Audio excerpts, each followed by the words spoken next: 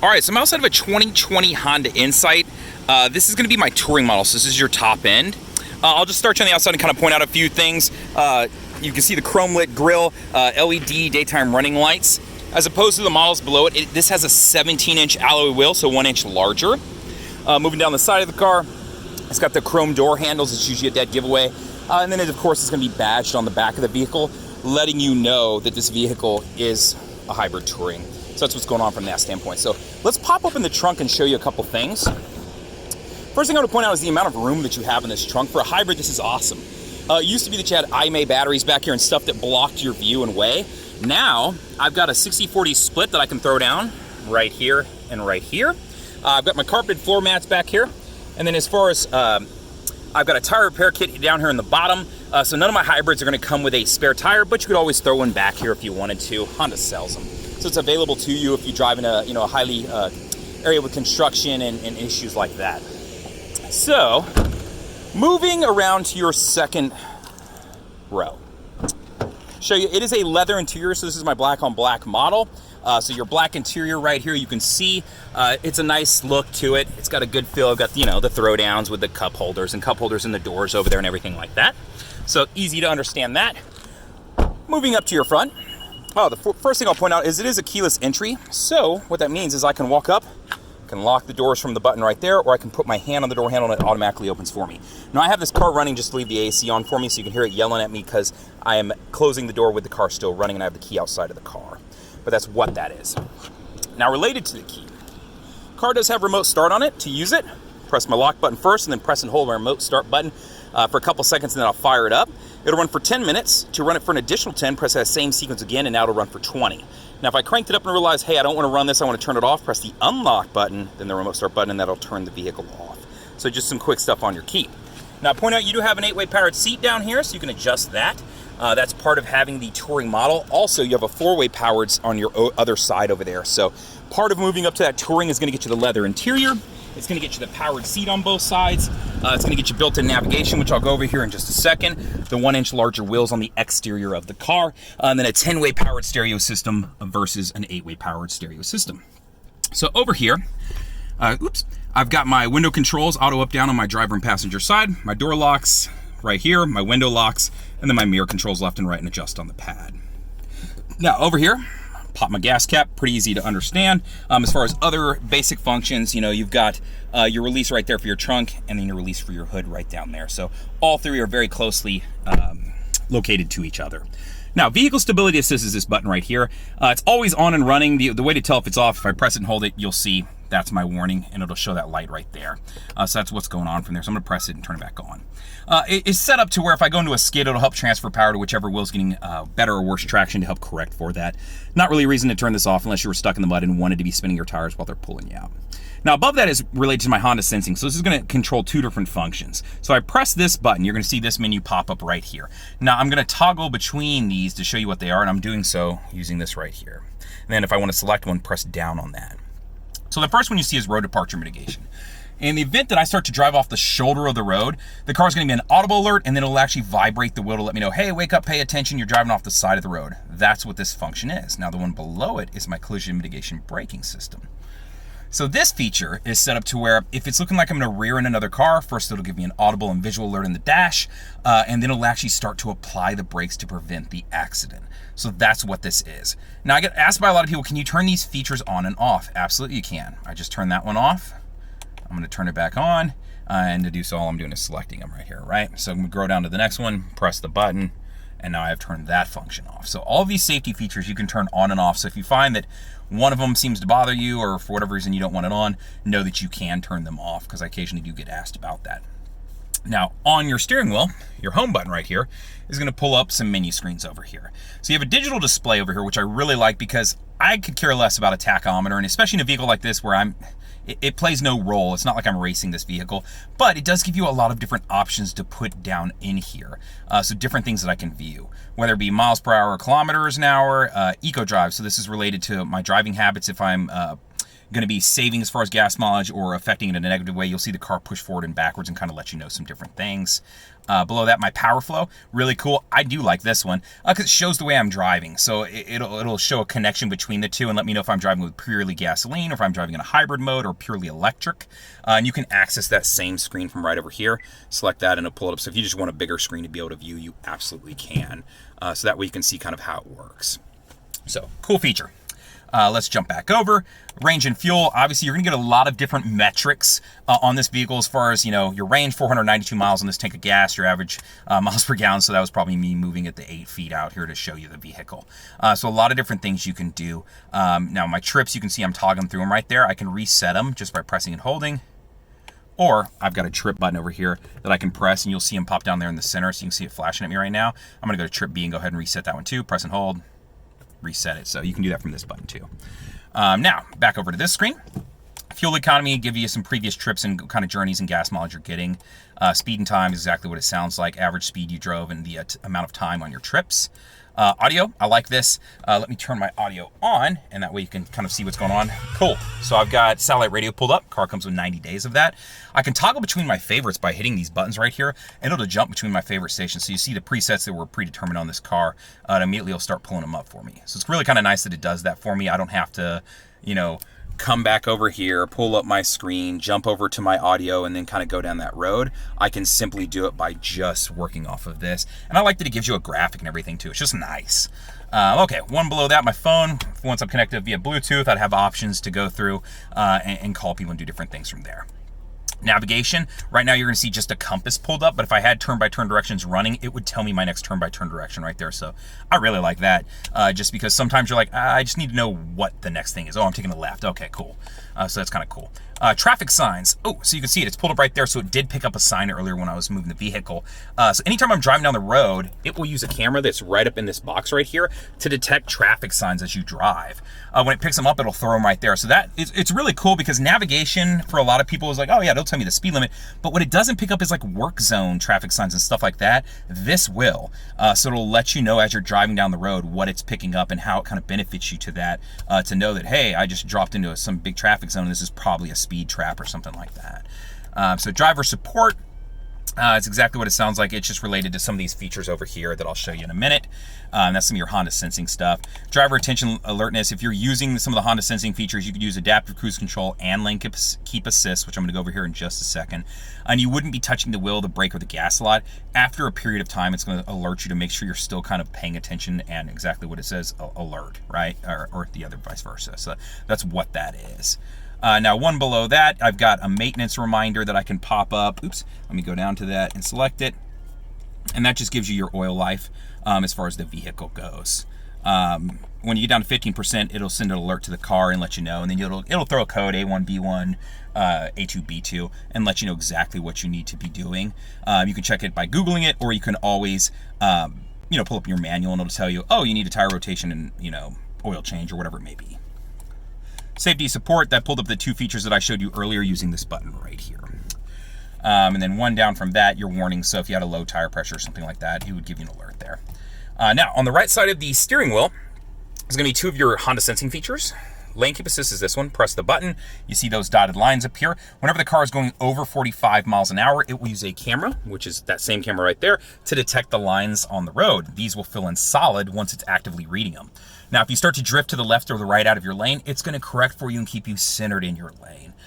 You can definitely overpower it. If you use your blinker, it's not going to do this. But what it's designed for is to, if I get distracted, I spill my coffee, my kid's yelling at me, my dog jumps on me, to prevent me from accidentally drifting into a car or anything next to me. I'm sure you can come up with a texting scenario where this would come into play, right?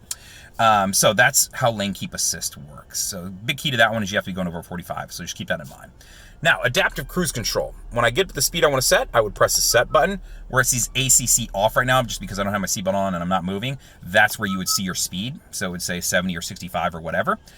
From there, I can set the distance it'll keep between me and any car that gets in front of me.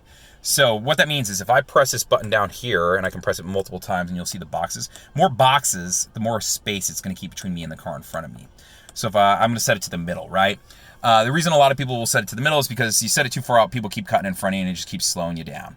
But if I set my speed to 65 and the guy in front of me keeps dropping down to 55, then up to 65, you can't really pick a speed. It's going to keep that designated space I pick, and it'll slow down and speed up accordingly, so I don't have to turn my cruise on and off. So this is great for long road trips.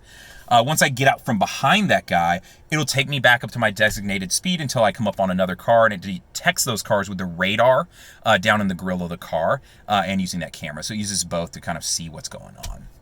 Now, if you're saying, hey, that's great and all, but I just want classic cruise control, how do I activate that? No big deal. Press and hold this button for a couple seconds. You hear a beep, you see cruise mode pop up, so right there. Now this is just classic cruise control. You use the buttons accordingly, set, cancel, resume, and then to lower your speed, to speed up your speed. Now to flip back, all I do is the same thing, press and hold, and there you go. Now I'm back to the adaptive cruise control setting. So easy to understand. Now you're gonna see two paddle shifters, a plus and a minus over here. So in this vehicle, it actually plays a kind of a good role because you can downshift and upshift. So if I'm coming up on a light, I can downshift the car a whole bunch and use regenerative braking to build up that charge for the vehicle. And I can use that charge using this button later. So when I have an electric charge buildup, I can drive on pure electric. Pure electric is really great in that stop and go traffic scenarios to help it increase gas mileage, because that's really where you're killing gas mileage. When you get up on the highway, it's not as much the case. So that's just how the paddle shifters work. Now over here, I just want to point out you have auto on-off headlights and your fog light controls. That's on, that's off. And then one important feature over here, you're going to see a button right here on the tip of the blinker stock. So I can either press this button, or anytime I throw my right blinker on, it's going to throw a camera on. So you can see where I've pulled this car. There is a car literally at the back end of my car. So if we were driving down the highway, it would let me know, hey, he's right at my tail. So if I need to get over, I need to move up. From red to orange is a car length, so you can see he almost fits in that, and then there's be a secondary car length, which is what this other car is sitting back there in. So when I'm exiting the highway, looking back over my shoulder, if the car in front of me hits the brakes, I'm gonna smash into somebody, right? So that's the function of this. So I can press that button to turn it on and off whenever I want, or I can use the blinker. So I like the button because then if I'm driving down the highway and I'm just like, hey man, I heard a motorcycle, but I don't know where that dude went, I can take a look without looking away from the road to see if he's sitting back there. And I'm just using the Honda camera. So yeah, so Honda Lane Watch is the name of that feature. Turn it on and off, and you can see it flashing on and on. So that's a pretty cool feature, definitely something worth using. Most of the people who start to use it really enjoy it. My windshield wiper controls, doesn't need a lot of explanation there. My touchscreen, so you can see I have the satellite radio pulled up right here. Presets are easy, just find a channel you want and then press and hold and it'll set it. It's the same for FM and AM too, so I don't think I need to explain that a whole lot. Navigation is set up through Garmin, and it's very easy to use. I can slide stuff around, I can pinch, I can pull, you know, all the normal things that you would do on any other navigation system, you can do here too. And then as far as where to go, I can use voice command, or if I'm at a parked position, I can use all of these. When I'm driving, it's going to limit some of these and force me to use that voice command button over here. Now, phone. Connecting up a phone via Bluetooth. If you've never done it, it'll prompt you and start you right there. Let's say you're adding a second or third phone. Go to your settings. From here, we're going to go to connections. And then from connections, we're going to select Bluetooth because we want to add a new device. And then connect to device. And then it'll prompt you to start to do it and you'll be connected up. So you can connect up to 6 devices to your vehicle. Now, under settings, I want to show you 2 other things that are kind of common and people like to use them. The first is under vehicle. And there's 2 different things under here. So if I scroll down to door and window right here, this is where I can affect my door locks. So auto door lock, right now it's set to when I hit 10 miles an hour to automatically lock the doors. Maybe I don't change that to park, or maybe I want to turn it off. I don't know. So that's where that is. Auto door unlock. So the way the car's set up right now, when I open my driver's side door, it then unlocks the remaining doors of the car. Sometimes the person who drives takes a long time to do that, so you can set it when you shift to park or when you turn the ignition of the car off, or you can turn it completely off. So that's just door lock features. So kind of cool, and definitely things you might want to play with and enjoy. Now at the very bottom of the screen, you're going to say walk away auto lock. I really like this feature. I usually turn it on for most of my customers. And what it is, if this feature is on, I turn off the car, I get out, I have my keys, I walk into the grocery store and I go, oh crap, I don't remember if I locked my doors. Well, what this is set up to do is the minute the key gets 10 feet from the car, it will automatically lock the doors for me. So if I get out with my key and I walk halfway in and go, ooh, did I lock it? I don't have to worry about that with this feature on. Now the default setting though is that this is off. So if you ever want this feature on, you're gonna have to go here to get it. How I did so, settings, go to vehicle, and then down at the very bottom of the screen, door and window, then the very bottom of the screen, walk away auto lock. So settings, door and window, very bottom of the screen. That's how you get there. And then in those same spots, that's where you have the auto door unlock. So all three of those features that I went over in the same place, door and window setup. So just some different settings to play with and be aware of. FM, I touched on that. Bluetooth audio, once I've connected my phone up, which is going to prompt me and ask me to do here, I can then access it and listen to music via phone, via Bluetooth device, whatever it may be that I'm using for. Smartphone connection. So this is going to be Apple CarPlay and Android Auto. So to use those, I would need to plug my phone into the USB. Right, so you can see my phone right here, plug it in, and then this will light up and either show Apple CarPlay or Android Auto. If you're an Android user, you do need to download the Android Auto app. Once you've done so, that'll light up, you can select it. It'll then pull up all the available apps that you can choose from. Now, the big ones that people usually hit are Spotify, Pandora, iHeartMedia, the media center, and then, of course, your navigation options. Now, whether you're an Apple user or an Android user, you're going to have access to Google Maps, Waze, and then Apple-based side, you're going to have access to Apple Maps. So know that you can take advantage of those if you want to do it that way. You do have built-in navigation through Garmin, but I know some people just prefer to use those. I specifically liked using them that way because it updates maps always for me. I don't have to pay for updates. Even though this car is going to come with a couple free updates, I like knowing that down the road, my phone is forever updating and I can just take advantage of that. So that's my touch on Apple CarPlay and Android Auto. PowerFlow we already went through, Trip stuff we already went through. SMS text function will read texts aloud to you and give you the option to respond back. If you're using Apple CarPlay and Android Auto, it'll read them aloud to you too.